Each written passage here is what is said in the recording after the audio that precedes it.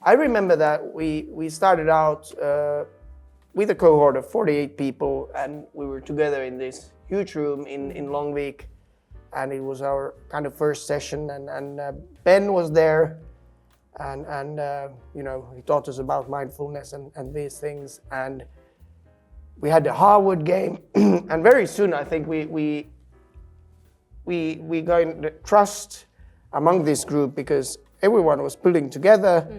And no one was kind of really bringing out themselves. They were quite modest, and people were even joking and making fools out of themselves. So it felt natural, and I don't know how, but we kind of created this bond where it was more a team effort, like the Harvard game, for instance, that we won, by the way. Right? Exactly. Very important. Yeah, that's my first memory of you guys. That's right, and I somehow remember because as a topic area, we started from self-development, we started from Situation SMART, and the MBTI profiles, like learning about yourself, and then you learned and shared a lot with your groups in terms of how do you think, how do you sort of perceive things, and sort of delving into quite personal, intimate topics, quite early doors, and spending that confined time together. Had a lot to do with it as well, I think.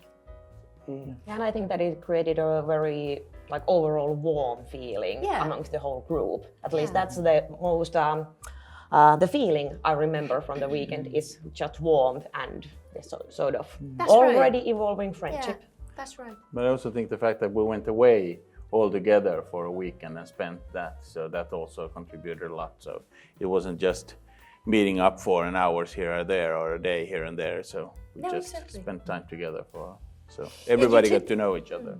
You took a pause from your normal life and you took a pause from your family life and from your sort of normal day-to-day activities and just spend that time together, and that was really sort of, it's a leveler, it's bonding, rooting.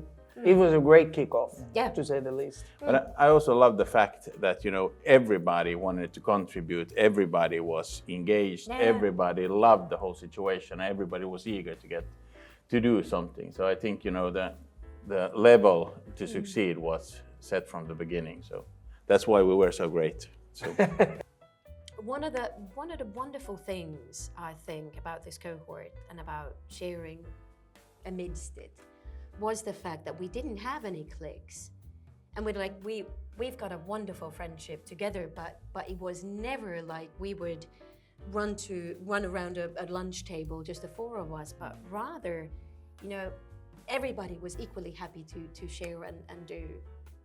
Like specifically the lunches, I remember that whoever you kind of sort of ended up pitting your plate next to, you were really, really happy to see them and really happy to share. So somehow we managed to have that sort of golden atmosphere or that trust throughout the cohort. So that was wonderful.